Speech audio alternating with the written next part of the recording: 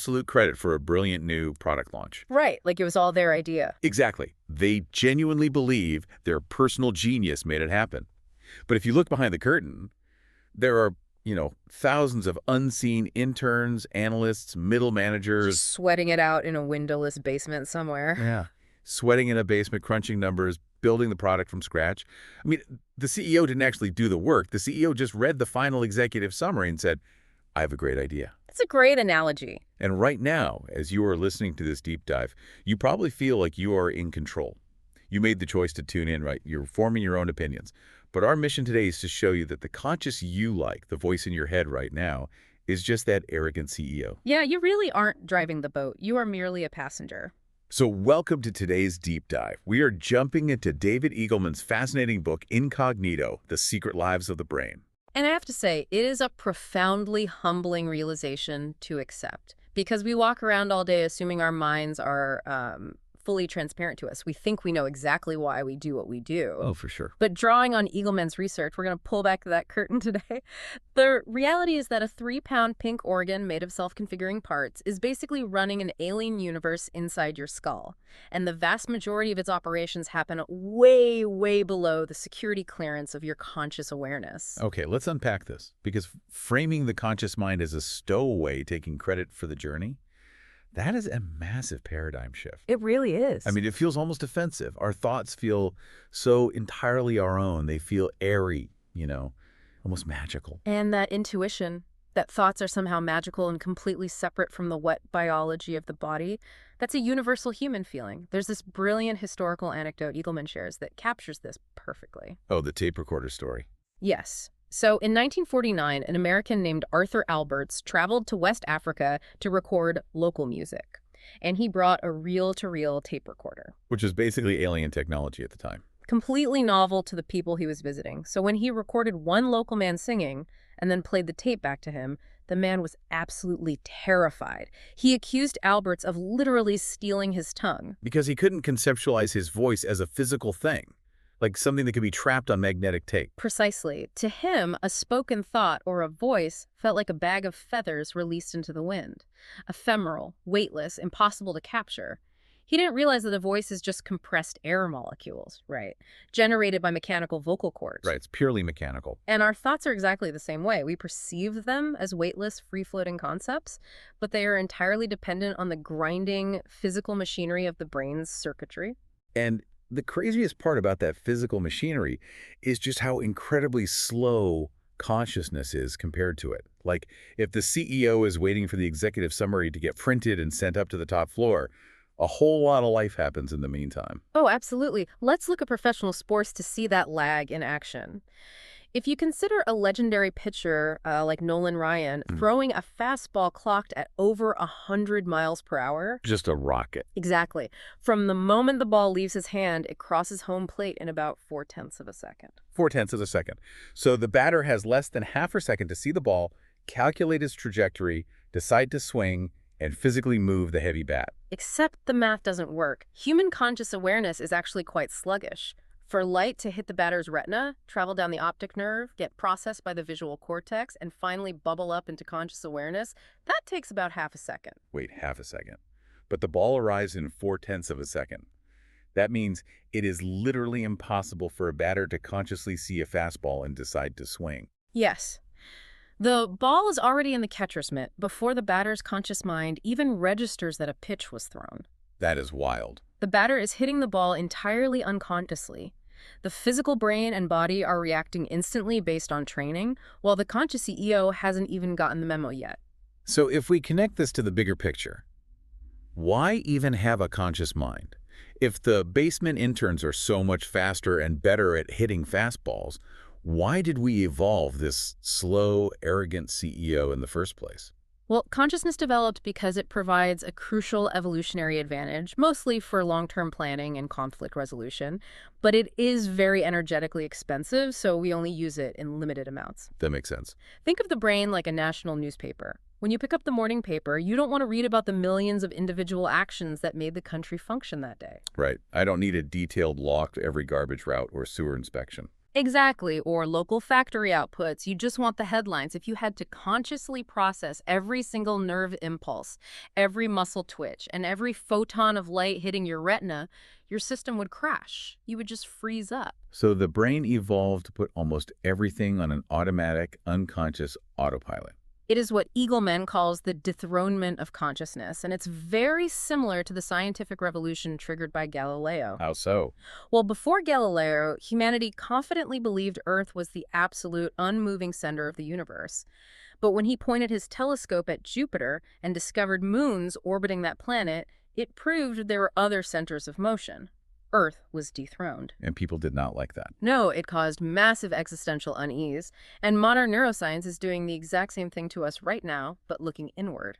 It is dethroning the conscious mind from the center of our own behavior. Okay, I want to push back on this a little bit. If consciousness is just a lagging headline, reading a highly filtered summary of what's happening, how accurate is that summary?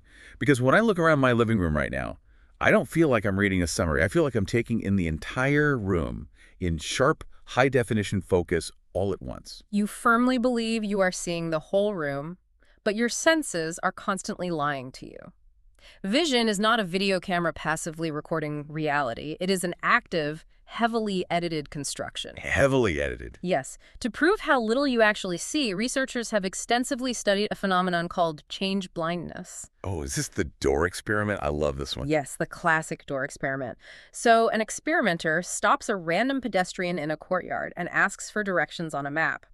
While the unsuspecting pedestrian is looking down at the map, two workmen abruptly carry a large, solid wooden door right between the two of them. Just totally blocking their view. Right. For a split second, the pedestrian's view is entirely blocked. And in that tiny window, the experimental ducks away, and a completely different person takes their place. And the pedestrian giving the directions just keeps talking to the new person. They don't even notice they're talking to a completely different human being. The vast majority of people have absolutely no idea. That is just mind-blowing. Because the brain does not store a perfect, high-resolution photograph of the scene. It only encodes what it calculates is strictly necessary for survival in that exact moment. Plus, you also have a massive blind spot in your vision. Wait, I do? Yes, because of how the optic nerve physically punches through the retina to connect to the brain, every human has a patch in their field of view with absolutely no photoreceptors. It is a huge black hole. You could fit 17 full moons into your blind spot. Okay, wait, 17 moons. If I have a hole in my vision big enough to swallow 17 moons, why don't I see two giant black voids hovering in front of my face right now? Because your brain is a master counterfeiter. It simply invents the missing information. It samples the surrounding background patterns, the wallpaper, the blue sky, the carpet, and literally paints fake data over the holes. So I'm just hallucinating the wallpaper. Exactly. You are not perceiving the objective reality of the room. You are perceiving whatever your brain's internal simulation tells you is there. That makes me think of a video game engine. To save processing power and memory, a modern game doesn't load the entire digital universe all at once. It only renders the exact geometric textures that the player's camera is currently pointed at. The world behind the character doesn't even exist until they turn around. That is a phenomenal analogy, and it perfectly describes unconscious inference. Your brain takes a very limited trickle of sensory data and makes its best guess based on past experience, computing strictly on a need-to-know basis. Need-to-know basis. I like that. Yeah, the Russian psychologist Alfred Yarbus proved this with eye-tracking technology. He showed people a painting called An Unexpected Visitor. If he asked the subjects, "How wealthy is this family?" their eyes darted around, only locking onto the clothing and the furniture. They completely ignored the people's faces. Entirely. But if he changed the prompt and asked, "How old are the people?" their eyes completely ignored the room's decor and only jumped from face to face. Wow. The brain sends the eyes out like little secret agents on a need-to-know mission to extract only the data required to answer the current question. So vision isn't reality, it's an algorithm. It is a series of independent algorithms, actually. And because vision is constructed by different neural modules working together, those modules can break independently. There's a documented medical case of a woman who suffered severe brain damage from carbon monoxide poisoning. She lost a very specific algorithmic module, which was the ability to perceive motion. How does someone see without seeing motion? What does that even look like? Her vision became a series of static snapshots, like living inside a strobe light. She could see objects perfectly clearly. But as she looked down a street, she would see a truck far away, and a moment later, the truck was suddenly right next to her. That sounds terrifying. It possessed no sense of continuous movement. If she tried to pour a glass of water, she just saw a solid, frozen column of liquid hanging in the air, and then suddenly realized there was a puddle on the floor. Jeez. It profoundly demonstrates that motion is not a physical property we just magically absorb. It is a label the brain actively paints onto objects to help us survive. Which explains how professional baseball outfielders catch fly balls. You'd think they're out there doing complex calculus, factoring in wind resistance, velocity, the parabolic arc of the ball. But they aren't, right? No. Their brains are running a much simpler unconscious visual program. An outfielder just adjusts their running speed so that, from their perspective, the baseball appears to travel in a straight diagonal line across their field of vision. If the ball starts to curve in their vision, they run faster or slower to flatten the line back out. Right, it's a geometric trick. Yes, it's an incredibly efficient trick to intercept the ball. But notice the flaw. That visual program tells the player absolutely nothing about where the physical wall is. The algorithm only says, keep the ball straight. It doesn't say, watch out for the fence. And this is exactly why you constantly see professional outfielders sprinting full speed into padded walls. Exactly. The brain doesn't care about absolute reality. It only cares about utility. Catch the ball. Catch the ball, exactly. Here's where it gets really interesting for me. This brings up a wild question. If vision is just an active construction, if it's just electrical signals are being interpreted in the pitch-black vault of the skull, does the brain actually care where those signals come from? This raises an important question, and the answer is no. Yeah. Because the brain is locked in absolute darkness, it has never actually seen sunlight. It only receives electrochemical Morse code. Right. So it doesn't intuitively know what an eye or an ear is. It has to learn how to translate those signals. Take the case of Mike May. He was a champion speed skier who went completely blind at age 3. 40 years later, a breakthrough surgery restored the physical optics of his eyes. They took the bandages off, his eyes were flawlessly absorbing light, and yet he couldn't see. He couldn't see anything. He looked at his own children's faces and saw only terrifying, meaningless flashes of color and harsh, jagged edges. His brain had gone 4 decades without visual data. It had forgotten the code. Wow. It no longer understood the rules of converging perspective or depth. The data was hitting his brain perfectly, but the brain couldn't translate it into a world. It's like the brain is a master code breaker locked in a windowless bunker. You slide a telegraph wire under the door, and at first, it's just random tapping. But over time, the codebreaker learns the patterns. They learn to translate that Morse code into a 3D simulation of reality. And if that's true, could you feed the bunker a completely different telegraph wire? You absolutely can. This is called sensory substitution, and Paul Baccarita pioneered it in the 1960s. He took a crude video camera, hooked it up to a computer, and translated the video feed into a grid of tiny vibrating pins placed on a chair against the backs of blind patients. When something moved on the camera, a shape would vibrate on their skin. I imagine at first that just feels like a weird vibrating massage. It did. But after just a week of walking around the laboratory with the camera feeding data to their backs, something miraculous happened. The patients stopped feeling tactile vibrations on their skin. Their brains cracked the code. They actually began to directly perceive objects in 3-dimensional space. They were seeing with their backs. Exactly, they were seeing with their backs. And today, this technology is even more advanced. Look at Eric Weihenmayer, the blind mountaineer who famously climbed Mount Everest. He uses a modern device called the BrainPort. It's a camera mounted on his glasses that translates the video feed into a grid of 600 tingling electrodes that sits directly on his tongue. The tongue. Yeah, because the tongue is wet, highly sensitive, and packed with nerves, it's a perfect data port. At first he said it just tasted like popping candy. But his brain learned the code.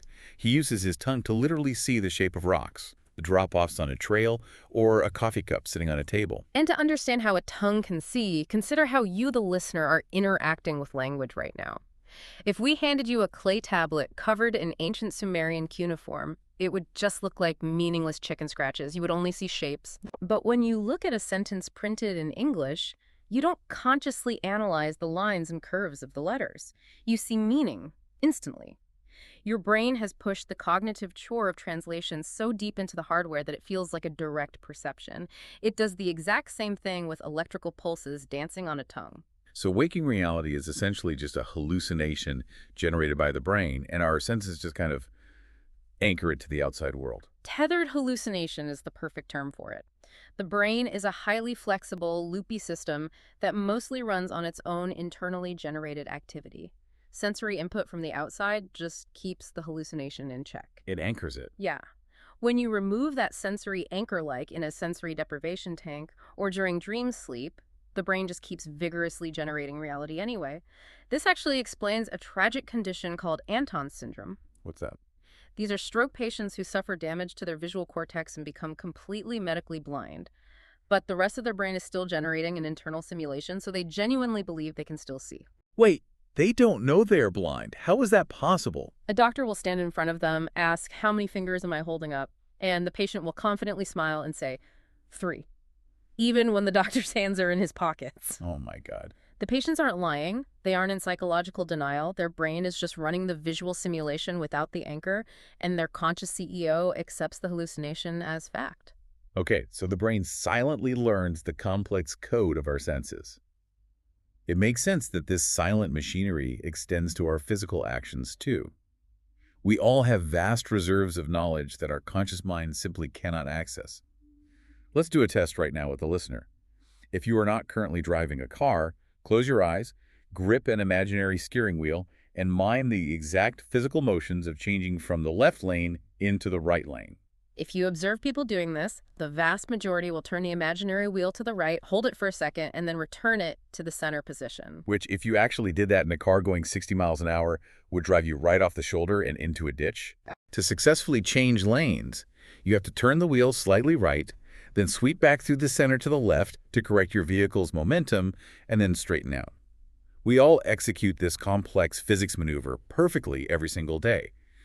But our conscious minds literally do not know the sequence of our own hands. Because there is a strict division in the brain between implicit memory and explicit memory. The explicit memory is the stuff you can consciously recall: facts, names, dates. The trivia. Right. The implicit memory is unconscious, procedural knowledge. The ultimate goal of the fast and efficient brain is to burn jobs into the circuitry. Once you learn a complex physical skill, it is pushed down into the rigid hardware of the brain so the slow, lumbering consciousness stops getting in the way. It's like that old poem, The Puzzled Centipede. A frog asks a centipede which leg comes after which, and the centipede thinks about it so hard she ends up stuck in a ditch, completely unable to run. The quickest way to ruin your golf swing or mess up a fast run on the piano is to let the CEO intervene and consciously think about what your hands are doing. Exactly. And this phenomenon of burning complex jobs into the unconscious circuitry was utilized fascinatingly by Japanese commercial hatcheries in the 1930s. It is economically vital to separate male and female chicks immediately after hatching. Sure. But to the untrained eye, day-old chicks look entirely identical. The Japanese developed a method for sorting them, but the master chicken sexers couldn't actually explain how they did it. They couldn't articulate the visual cues. They had no explicit memory of the rules, they just sort of knew. So, to teach new students, the master would simply stand next to them. The student would pick up a chick, guess its sex, and throw it into a bin, and the master would just say yes or no. Pure trial and error. No textbook, no rules. Mhm. And eventually the student's brain just figures it out. The unconscious interns start picking up on micro textures and shadows, and the student starts getting it right without having any conscious idea why. The British military utilized the exact same training method for plane spotters in World War II. They needed observers on the coast to instantly distinguish returning Allied planes from incoming German bombers. Which is high stakes. Very high stakes. The planes were fast, high altitude, and often obscured by clouds. The seasoned experts couldn't explain how they identified them, they just had a feeling. So they trained the new recruits the same way as the chicken sexers, flashing silhouettes of planes on a screen, making them guess, and providing instant feedback. The unconscious mind learned the subtle geometries while the conscious mind remained completely clueless. So the brain can secretly learn how to catch a baseball, steer a car, or identify an incoming bomber. That's muscle memory and visual processing. I can accept that. But if we follow this logic, what happens when that secret machinery starts making your life choices? This is where the dethronement becomes truly unsettling. It is easy to accept that your reflexes are unconscious, but your personality, your career choices, who you marry, those are deeply influenced by the same hidden circuitry. Consider a psychological phenomenon known as implicit egotism. Implicit egotism. Yes, our unconscious self-love actually dictates major life trajectories. Explain the mechanism there. Why would my brain care? Well, the brain is a survival machine. It constantly seeks safety, and it equates familiarity with safety. The thing you are most familiar with in the world is yourself, your name, your reflection, your birth date. Because your brain loves and trusts you, it unconsciously assigns a safety or preference bias to anything that mirrors you. Okay. Statistically speaking, people named Dennis or Denise are disproportionately more likely to become dentists. People named Laura or Lauren become lawyers. That sounds like a joke, but it's statistically real. It is entirely real, and it dictates where we choose to live. People born on February 2nd, 22, are statistically more likely to move to a town called Twin Lakes. Born on March 3rd, Three Forks. That is absurd. Even more incredibly, if you look at marriage records, people are disproportionately likely to marry a partner whose first name shares their own first initial. Your brain is drawn to reflections of itself, and the arrogant CEO just rationalizes the choice later, saying, "Oh, I moved to Twin Lakes because I like the weather." It's like we were being puppeted by a vanity we don't even know we have. And if our autopilot can be swayed by the letters in our name, it means this unconscious system is highly susceptible to manipulation by outside forces. Oh, it is extremely vulnerable to priming and the illusion of truth effect. The mechanism here is simple. If you are repeatedly exposed to an idea, your brain processes it faster each time. The unconscious mind mistakes that processing fluency, that feeling of familiarity for truth. Wow. Even if you are explicitly told a statement is false, hearing it repeatedly makes your brain eventually flag it as true. Which is a mechanism heavily leveraged in political campaigns. Now, we are merely reporting the source material here. We're not taking any political sides, but Eagleman highlights a notorious attack ad during the 2000 U.S. presidential campaign. An ad against Al Gore aired on national television, and for a fraction of a second, the word "durats" flashed on the screen in massive letters, just before the rest of the word "bureaucrats" filled in. And the psychological intent of the ad makers was clear: to bypass the conscious CEO and drop a negative emotional association directly into the basement where the unconscious interns work. They were attempting to prime a negative feeling that the voter wouldn't be able to consciously explain. And we can actually measure these hidden biases in a laboratory. How do you measure a bias someone doesn't know they have?